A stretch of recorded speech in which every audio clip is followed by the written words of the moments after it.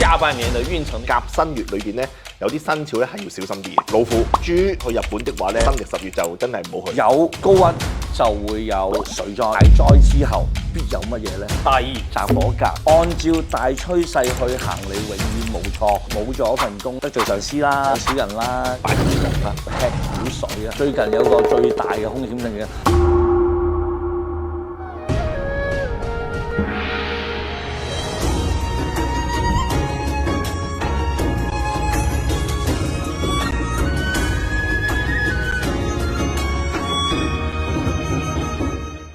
進入咗九紫離火，我發現我哋而家處在一個百年未有之變局。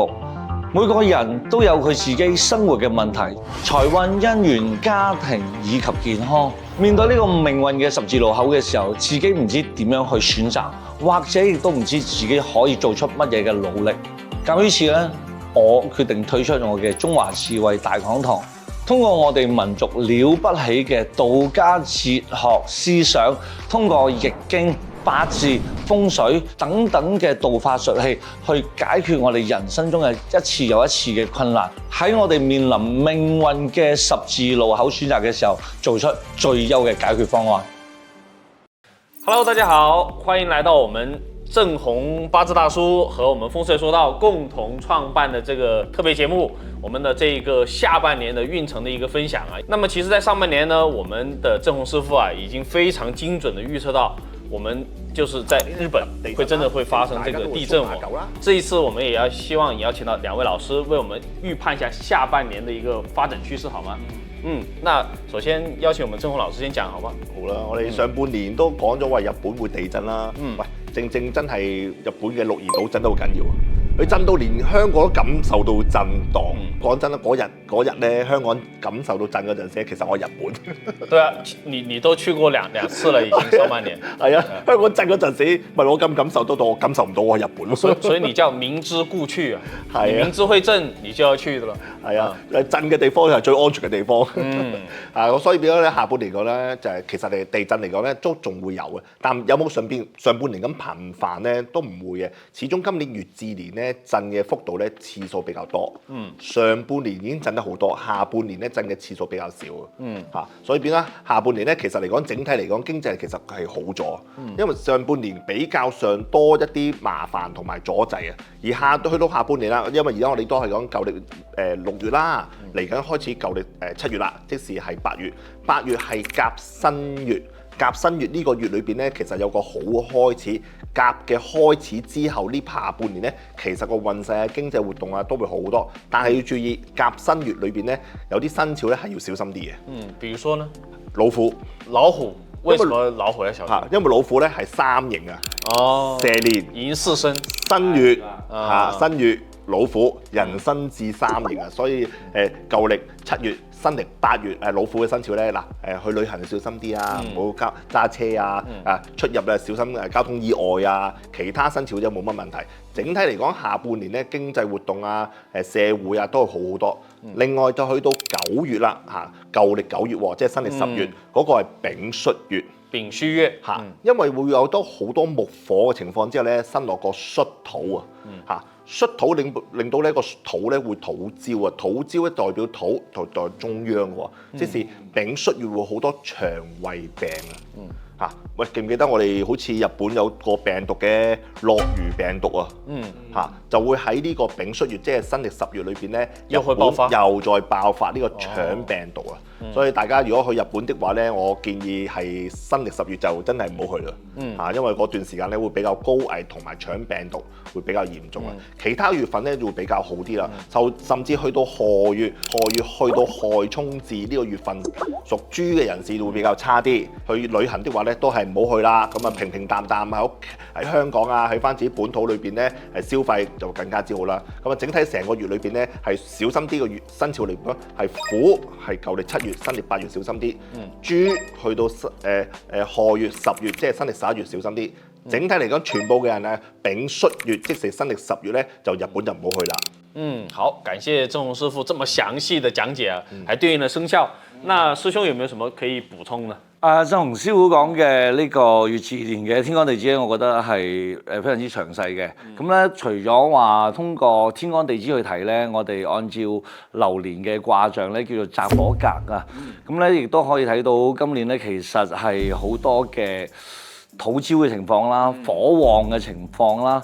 咁我哋想講下咧，大家有冇感覺到？今年呢個澤火格呢個旺嘅情況咧，係令到大家覺得呢個夏天啊，比往年啊都要熱㗎，即係呢個大火之年啦。咁啊，因為你知啦，巳係丙戊庚啊嘛，係好大嗰啲火，同埋一啲水都冇啊。係啊，一啲水都冇嘅。咁啊，但係你話一啲水都冇嘅情況之下，咁大火我哋仲會有啲乜嘢咧？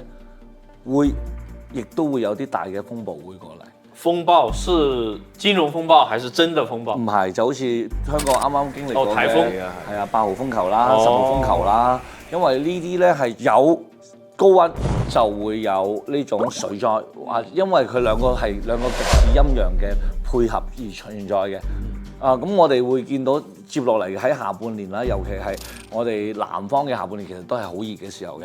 我哋會見到好多嘅洪災啦、水災啦、颱風嘅災難啦，會比往年都大嚟襲擊到我哋呢邊嘅。咁呢個我當然相信好多人可以去諗辦法去避到嘅。咁但係咧難避係咩咧？我都係啱啱病完好返。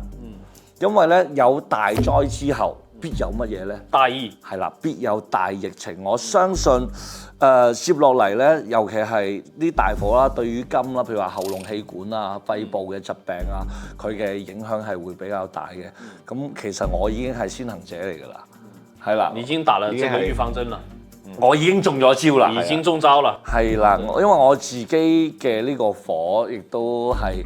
即係話我要啫，但我唔要到咁強嘅火嘅，係啊。當我係入到呢個夏天，入到呢個月至年嘅時候，自己頂唔順。即係我呢幾年冇病過㗎，咁就係呢次我病咗1個禮拜，打咗針。即係一去到未月，未月呢個燥火咁啊，即係就火燒喉嚨啦。冇辦法，如果有少少水我都得，有少少水我都可能潤一潤佢，而家冇辦法。所以師兄提到的這個屬金的啦，就是肺部啦、呼吸道。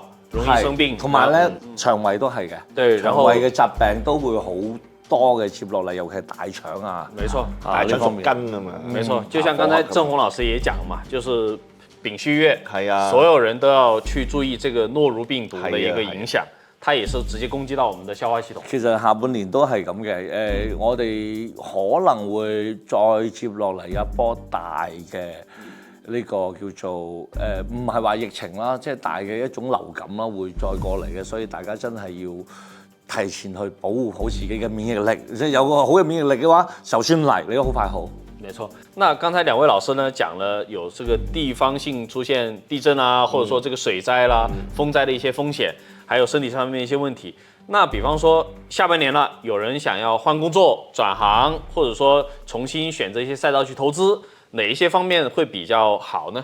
投資個方面咧，下半年咧都係一啲科技股或者係屬火嘅行業，尤其是咧係啲汽車股啊，因為今年係月至年啊，至咧係驛馬啊嘛，即係交通工具啊，所以今年咧係電動車下半年咧會更加之好，甚至乎係出電池嗰啲公司咧都會對新能源係啊，新能源啊、電池啊、鋰電池啊、係汽車股啊，咁啊對於呢啲板塊裏邊咧都會特別興旺同埋特別多。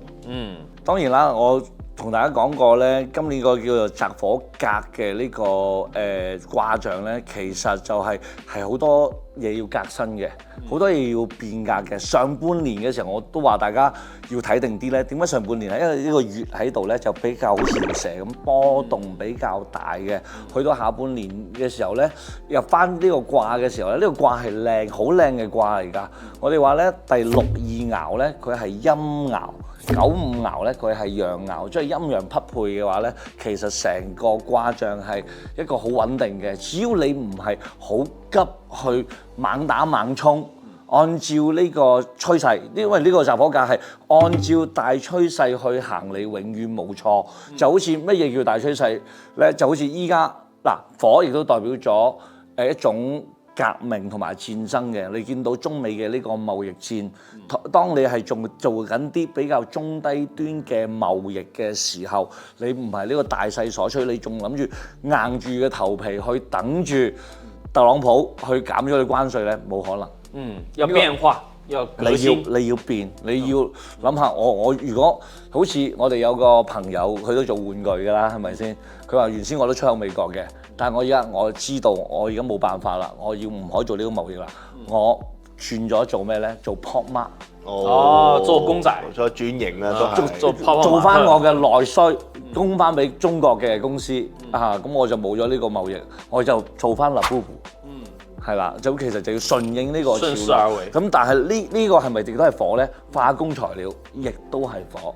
咁當然我係覺得新能源新科技呢個絕對係冇錯嘅，走唔甩㗎啦。咁我哋因為呢個月字咧，亦都代表咗火，代表咗革同埋即係戰爭一啲軍工方面嘅嘢啊，亦都會有。你見到我哋其實今年係好多衝突嘅，見到阿拉伯嘅世界啦，見到我哋北方嘅北約啊、俄羅斯啊各種嘅擦槍走火啦。其實呢方面進入咗九次離火之後，接落嚟呢幾年都係火咁旺啊！我相信係啊，變成咗常態。大家要對於呢一方面要留意，尤其係有啲人咧話想去中東度去行下或者去旅遊，我都覺得要特別注意嘅。沒錯，好，感謝師兄這些提醒啊，因為我有一個朋友嘛，其實他最近有些焦慮的，他們的公司現在大規模裁員了，他問我能不能夠告訴他有沒有一些方法，那我就說我不如問問兩位師傅啦，就是比方說鄭紅師傅有沒有一些客戶，他說，哎呀，我要被裁員了，有什麼辦法能夠保住這份工作？最近期咧，我個客咁都喺啲金融機構度做啦，咁都即係已經係有信息，即係有啲風已經講緊係吹風啦，吹風嘅，係啊，所以變得咧，又問我有咩方法可以保住個位啊？咁我又教咗擺風水擺件啦，咁但係呢個真係好因應個人嘅，咁如果因應個人的話咧，如果係今年嚟講咧，最好擺條龍啦。擺條龍啦，即係咩生肖都好先如果唔係生肖屬狗的話咧擺條龍嘅另外咧就擺翻4支右手邊嘅文昌筆。文昌筆就如果你話擺毛筆咧就比較張揚啲啦，就可以擺4支紅色嘅筆。話說我教咗呢個客嘅上個月嘅事啫，教咗呢個客裏邊咧擺張台裏邊咧，將條龍咧仲會擺升高啲喎，即係喺左手邊升高啲，文昌筆咧低少少，咁4支紅色嘅筆嘅情況之下咧，令到佢個份工作咧保得住。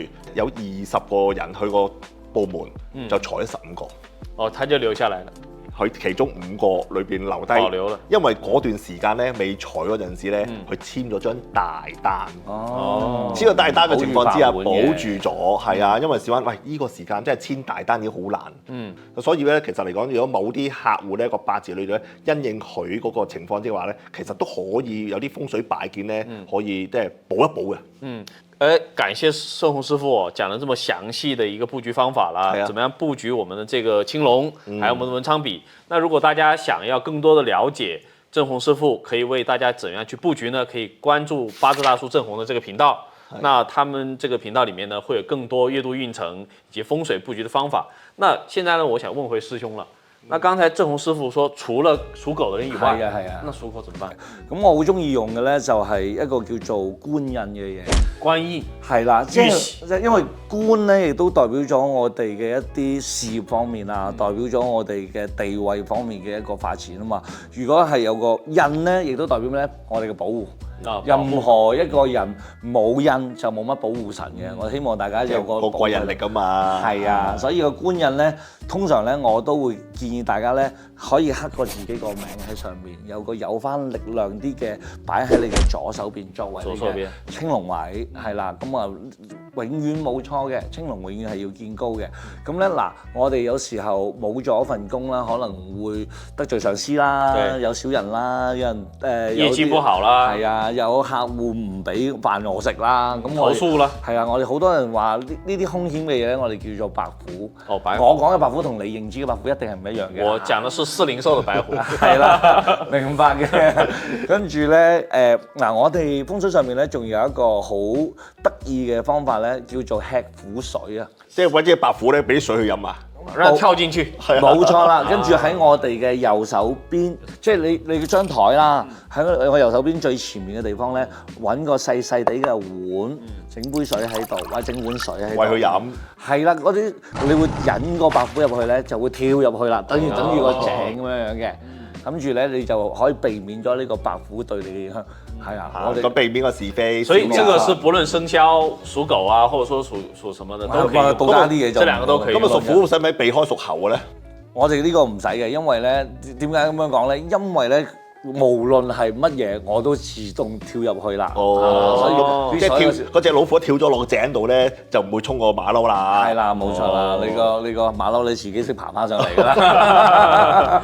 所以即係側邊整棵樹咁樣。咁啊，當然啦，你話係咪可以兩個一齊去佈置咧？我覺得咧風水嘅佈置咧，其實係可以疊加嘅。我有時候同啲客戶講啊，如果你真係咁擔心嘅話，咁咪都用咯。對，佛家的也好，道家的也好，甚至於易經的密宗的，我覺得有效都可以用。我覺得任何嘢都得㗎，只要靈就得㗎啦。同埋亦都要提醒下，只要一樣嘢咧，擇火格嘅年份有兩樣嘢係要注意嘅。要注意桃花。唔係男字，男人的男。男係屬火嘅。哦，南方嘅南方嘅南係。哦。紅色嘅紅字。亦都係屬火嘅，因為呢啲都好有風險性。最近有個最大嘅風險性嘅南京紅啫。哦，嗰個唔係驚險喎。我不是好這個龍陽之癖的人啊。我不是，不要被師兄誤導。冇錯，呢個係好火紅啊嘛。明白。但係會令到你呢個來都來了。係啊，有赤子之心嘅人會動搖啊嘛。來都來了。攻擊性好強，破壞性好突出。沒關係，我見唔到張相得㗎啦，張相入邊冇自己份 OK 嘅，還是比較正常的。那我覺得這一期節目呢，我對大家的幫助真的很大，又有風水了，又有行業預測了。那作為我自己呢，我真的有一個問題想請教兩位師傅了。比方說到下半年呢，就是馬上又快過年了嘛，那家裡面又會催啊，什麼時候帶一個媳婦回來呀？我想問一下大家有沒有催旺桃花的秘籍？咁旺咁啊，桃花就係個人桃花啦、姻緣啦，或者事業啦，事業都要桃花噶嘛。好似啊風水師兄咁啊，都要多啲桃花啊嘛。係嘅，多啲粉絲噶嘛。如果事業講成桃花位，今年嘅桃花位咧東南位。啊咁啊，東南位嗰個擺嗰個水晶樹啦，咁啊增加個桃花運同埋個人嗰個魅力啊，咁啊令到自己嘅氣場咧都會多咗姻緣啊。